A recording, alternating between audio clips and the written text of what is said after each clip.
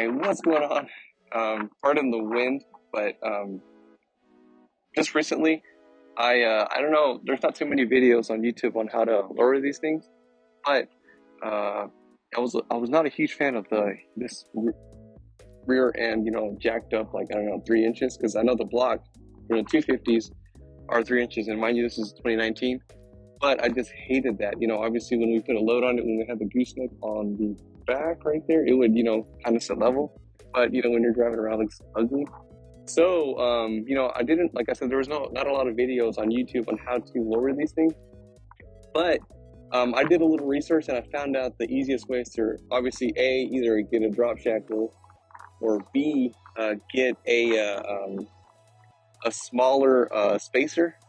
And mind you, all that took some time to order it. I was like, man, I don't want to wait that long. So the third alternative I went to is I actually, believe it or not, I got all the parts, and mind you, all I got was a 1-inch spacer from ProComp, and then I got some U-bolts, shorter U-bolts from, I forgot the brand, but I don't quite remember off the brand, but we'll see it in a second.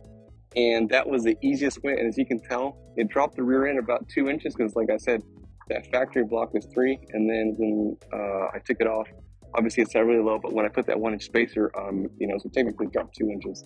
So the drop is 2 inches, a little bit more. Sometimes depending on if you're on an incline, it'll like lean back a little bit and look like you have like legs clapped out, but I don't care. I just like this level look. Now, in my opinion, the benefit of a level look is that you can run, you don't have to buy massive tires, because once you lift it, you got to put like 37s and 35s. But with this, you can you can use the factory ones and they'll still look great. I think the factories are like 33s, so those will still look good. But enough about me talking. Let's look at the rear end real quick. So what I did was, here, check with me for a second. So as you can tell, hopefully right there, see those U-bolts? So obviously you have to get those new, because the factory ones don't have enough thread. You'll run out of it. Like I said, there was a 3-inch block originally, but now it's a 1-inch, and that's from ProComp, and it's aluminum, which is cool. So yeah, I mean, that's just the setup right here.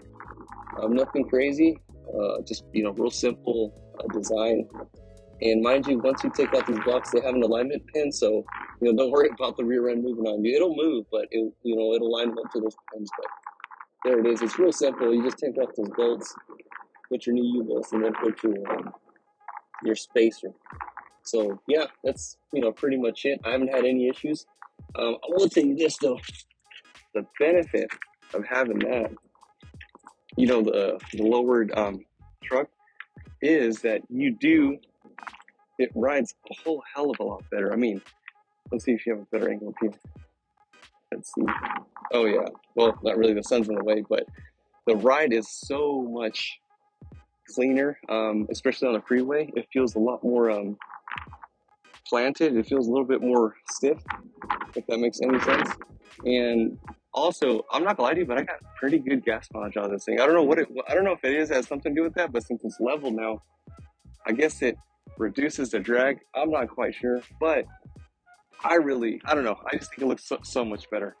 And also, the thing that is pretty cool is that, like I said, you can run skinnier tire. I mean, not tall, but like, you can keep the stock rim. So this is a 34, and it looks good. With you having, so pretty much what I'm trying to say is the more space you have between the arch to your wheel, the bigger tire you want to go, just to make it look better, so it can fill in that gap. But since it's reverse level, I mean, heck, these are 34s, and I mean, they look great. They look bad, so that can kind of save you a little bit. You don't have to, like I said, you don't have to go with bigger tires, but it looks great. Like I was saying, I don't know how I got better gas mileage. I don't know if that has anything to do with that, but I know it handles great. And the Fox shocks that I had on this, I told you that they were horrible. They just suck. I think, I got them for full parts. It's not them. It's just that I guess they weren't tuned specifically for the truck. I think they just got it just fits a 2019 250 and they went with it. But now, for some reason, I don't know what it is. But now it rides super soft, especially on the freeway.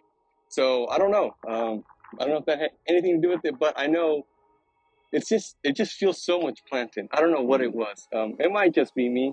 I might be lying to you, but It just feels great when you're on the freeway. You're like straight as an arrow, and it doesn't like do this anymore. It just feels planted. So, like I said, it might, in my opinion, there's benefits of leveling your truck, but also obviously mind you that once we put a gooseneck on it, or if you have toe, weight, it's gonna lower it a little bit more. But I was originally gonna go with a no block setup, and you can do that, but you just got to get shorter bolts because obviously, like I said, you run out of threads on the factory ones.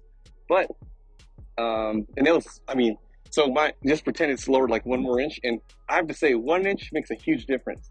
I know it doesn't sound like a lot, but lowering it 2 inches, it's a lot. So just keep that in mind. Like if you want it really clapped out, you can just take out the block and just go with it. But if you're putting load on it, just keep that in consideration because it's obviously going to get even lower.